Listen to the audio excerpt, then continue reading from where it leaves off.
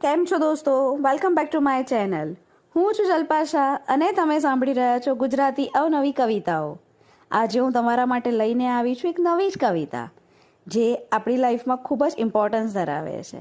એની gas? સાચું કહું, એ છે આપણી મિત્રતા, ફ્રેન્ડશિપ. દોસ્તો, આજે આપણે સાંભળવાના છે એક કવિતા મિત્રતા ઉપર, જેનું આપણા જીવનમાં એક અનેરું જ મહત્ત્વ છે. સાચો મિત્ર મળવો એ આપણી ખુશનસીબી છે. ચાલો સાંભળીએ એના ઉપર જ એક મારી નવી કવિતા. છે સુંદર અહેસાસ, છે સુંદર અહેસાસ આ મિત્રતા, શું કરવી એની વાત?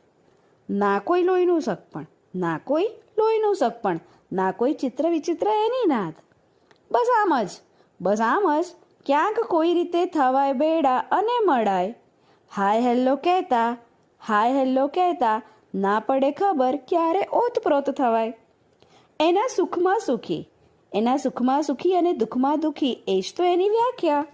જેને મળે આ ખુશનસીબી, જેને મળે આ ખુશનસીબી, સમજો એને તો બસ મીઠેરા ફળ ચાખ્યા.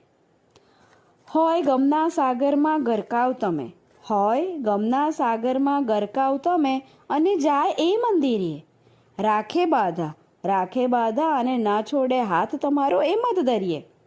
સાચું કહું છું દોસ્ત, સાચું કહું છું દોસ્ત, જો મળી જાય કોક આવું તો ના એને ગુમાવતા. બાકી તો બધે જ છે માત્ર દેખાડા, ને મરી પડવારી છે માનવતા. છલોછલ ભરેલા આ હૃદયમાં, છલોછલ ભરેલા આ હૃદયમાં ખાલી જગ્યા બસ એ મિત્રની.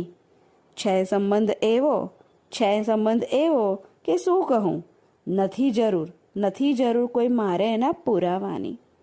હા દોસ્ત, મિત્રતા એ એવું મોટું અને સુંદર મજાનું આભૂષણ છે જેને તમે સોનાના દાગીનાની જેમ સાચવી રાખો ને તો પણ ઓછું છે.